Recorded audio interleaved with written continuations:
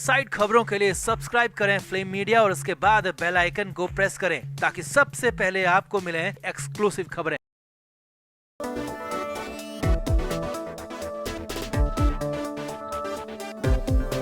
आर्यन खान रकेश में शाहरुख खान की हालत बेहद खराब है। शाहरुख लगातार कोशिश कर रहे हैं कि कैसे भी बेटे को घर ले आएं, लेकिन अब तक सफल हो नहीं पाए हैं। हालत यह है कि शाहरुख खान के बंगले मन्नत में मरघट सा माहौल है। कोई किसी से बात नहीं करता, सन्नाटा रहता है दिन भर। अब इस बीच एनसीबी ने मुंबई की कोर्ट में जो खुलासा किया, जो बड़े सिलसिलेवार आरोप लगा दिए, उसके बाद तो अचानक मन्नत में तमाशा हो गया, हंगामा हो गया और शाहरुख खान ने सीधे सीधे अपनी भरोसेमंद मैनेजर पूजा डडलानी पर आरोपों की बौछार कर दी। पूजा पर बुरी तरह से भड़क गए। पूजा डडलानी भी रोने लगी, हंगामा खड़ा हो गया। अब ऐसा क्या हुआ मन्नत में, अचानक क्यों हुआ ये नया हंगामा और मन्नत के अंदर इनसाइड ड्रामे का पूरा सच क्या है, सब कुछ आपको बताते हैं। आप भी इस वीडियो को तुरंत शेयर करें और कमेंट करके अपनी राय जरूर दें कि क्या आर्यन खान को जमानत मिल भी पाएगी या नहीं। तो शाहरुख खान का बेटा आर्यन खान 2 अक्टूबर के बाद से ही एनसीबी के शिकंजे में है। अब हालांकि शाहरुख खुद सामने नहीं आ रहे हैं, लेकिन वकीलों की फौज शाहरुख ने खड़ी कर दी है। पहले सतीश मान शिंदे आए, फिर अमित देसाई आए और अब मुकुल रोहतगी।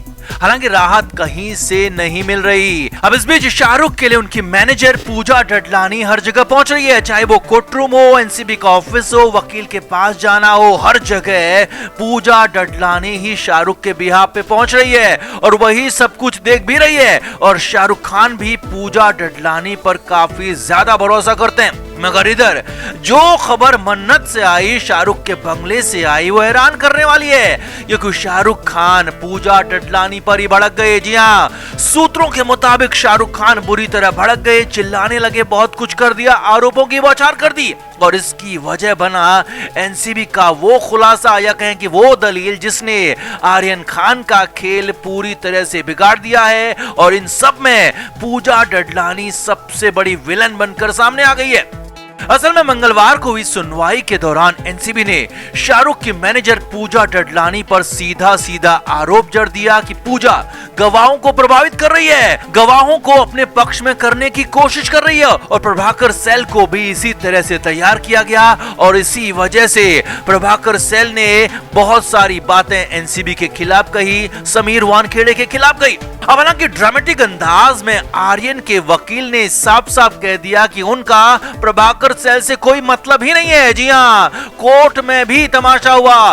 कोर्ट में आर्यन के वकीलों ने कहा कि उन्होंने एनसीबी की कार्रवाई पर कभी कोई सवाल नहीं उठाए। जी हाँ, आर्यन के वकील को कहना पड़ा कि उन्होंने एनसीबी चीफ समीर वानखेड़े पर भी कोई सवाल नहीं उठाया। ये सब राजनीतिक मामला है, प्रभाकर सेल से इस पूरे मामले से हमारा कोई लेना देना नहीं है, हमें कानून पर, एनसीबी पर पूरा भरोसा है। जी हाँ, ये बहुत बड़ी बात थी जो कोर्ट में हुई और आर्यन के वकील ने साफ साफ कह दिया कि एनसीबी की कार्रवाई सही है, बस वो इस मामले में जमानत चाहते हैं अपने क्लाइंट की। यानी कि प्रभाकर सेल के आरोपों को खुद आर्यन के वकीलों ने खारिज कर दिया। मगर यहाँ पर तो एनसीबी को बड़ा मौका मिल चुका था। मास्टर स्ट्रोक एनसीबी ने यहीं पर मार दिया कि पूजा डडलानी गवाहों को प्रभावित कर रही है, अपने रसूख का पैसों का इस्तेमाल कर रही है और इसीलिए आर्यन खान को जमानत नहीं मिलनी चाहिए। जी हाँ, अब कानून के जानकारों का मानना है कि इस एक दलील से आर्यन को जमानत मिलना मुश्किल नहीं बल्कि नामुमकिन हो गया। जी हाँ, यही बात कानून के जानकारों ने,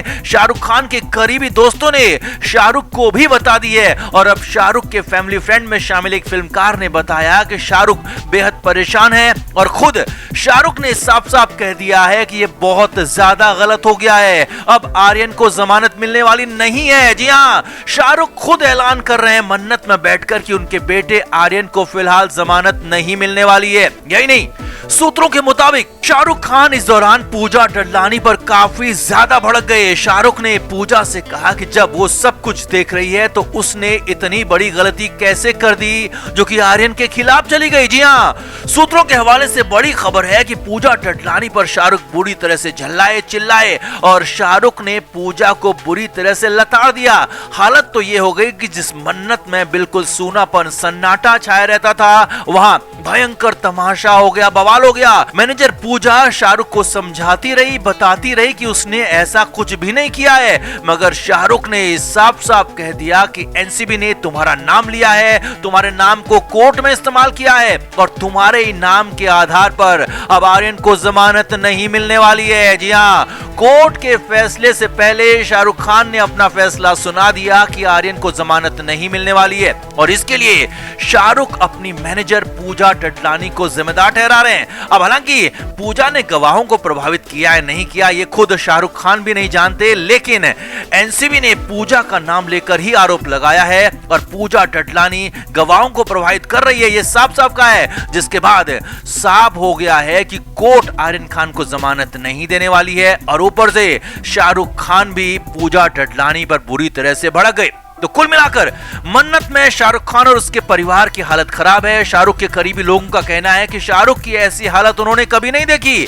शाहरुख खान इतना ज्यादा परेशान कभी नहीं हुए। शाहरुख को नींद नहीं आ रही, शाहरुख ने खाना पीना बेहद कम कर दिया है और काम तो पूरी तरह से छोड़ दिया है। और जो मैनेजर जो पूजा टडलानी शाहरुख की सबसे करीबी है, शाहरुख की आंखों के इशारे को समझ लेती है, शाहरुख के हर कदम में पहले साथ खड़ी होती है, उसी मैनेजर पर, उसी पूजा टडलानी पर शाहरुख खान बुरी तरह भड़क गए, नाराज हो गए और अपने बेटे आर्यन खान के लिए सिर्फ और सिर्फ क्योंकि शाहरुख को लग चुका है कि आर्यन अब लंबा नपने वाला है। तो आपका इस पूरे खुलासे पर पूजा टडलानी को लेकर क्या कहना है कमेंट करके जरूर बताएं और वीडियो को शेयर भी करें। तो आर्यन खान लंबा समय जेल में काट चुका है, अनन्या पांडे की गिरफ्तारी की तैयारी चल रही है और इस बीच जो खुलासे हुए हैं, जो सबसे बड़े खुलासे हुए हैं, वो भयंकर खुलासे हैं और ये खुलासे अनन्या पांडे आर्यन खान की चैट से हुए हैं। अनन्या पांडे यहाँ पर पैडलर का काम कर रही थी। जी हाँ, चैट्स के मुताबिक आर्यन की पहली पैडलर अनन्या पांडे ही है और चैट के जरिए इसका पर्दाफाश हुआ है। आर्यन अपने लिए ड्रग अनन्या से ही मंगवाता था और अनन्या के ही जरिए वीड या फिर कोकीन की व्यवस्था होती थी और जैसे ही अनन्या पांडे को आर्यन से ऑर्डर मिलता वो तुरंत ही आर्यन के लिए इसका बंदोबस्त करती, खरीदती और फिर आर्यन तक पहुंचा देती। और आर्यन ने यह भी पूछा कि व्यवस्था हुई या नहीं, तो अनन्या ने साफ साफ कहा है कि व्यवस्था हो जाएगी, डोंट वरी। अनन्या पांडे तो यहां तक कहने लगी है कि वो इस बिजनेस में आ चुकी है, यानी कि ड्रग पेडलिंग उसका बिजनेस बन चुका था। अभी लीक चैट इंडिया टुडे के जरिए सामने आई है, उस चैट में क्या क्या है पहले वो भी देखिए और समझिए, फिर आपके सामने सिलसिलेवार तरीके से उस चैट को डिकोड भी करेंगे। आर्यन खान ने पूछा वीड, फिर अनन्या पांडे ने कहा ये डिमांड में है आजकल। उसके बाद आर्यन खान ने कहा मैं तुमसे ये सीक्रेट अंदाज में लूंगा और फिर अनन्या पांडे ने कहा हाँ ठीक है। ये पहली चैट है जिसमें साफ साफ देखा जा सकता है कि अनन्या पांडे आर्यन खान से वीड के लेकर बात हो रही है। आर्यन खान आगे कहता है कि वो अनन्या से इसे सीक्रेट अंदाज में लेगा और फिर अनन्या जवाब देती है कि हाँ ठीक है, वीड मिल जाएगी। अब दूसरी चैट देखिए, इस चैट में अनन्या पांडे कहती है अब मैं इस बिजनेस में आ गई हूं, आर्यन खान तुम खरीद कर लाई या नहीं। फिर आर्यन कहते हैं और नाम लेते हैं अनन्या का, तो अनन्या पांडे कहती है मैं वीड ला रही हूं। ये दूसरी चैट है जिसमें अनन्या पांडे साफ साफ कह रही है कि वो अब इस बिजनेस में आ गई है और फिर आर्यन पूछता है कि तुम वीड लेकर आई या नहीं, तो फिर अनन्या का भी नाम लेता है और उस पर अनन्या पांडे साफ साफ जवाब देती है कि मैं लेकर आ रही हूं। यानी कि पूरा का पूरा धंधा खुलेआम चल रहा था, रैकेट चल रहा था, कोई पर्सनल कंजम्पशन वाला मामला नहीं है, बल्कि लगातार ये धंधा चल रहा था। अनन्या पांडे खुद मान रही है कि वो अब इस बिजनेस में आ गई है। आगे देखिए, अब तीसरी चैट आपको दिखाते हैं। तीसरी चैट में आर्यन खान कहते हैं चलो कल कोकीन लेकर आते हैं। फिर आर्यन खान कहते हैं कि मैं तुम सब लोगों को मरवाऊंगा एनसीबी के जरिए।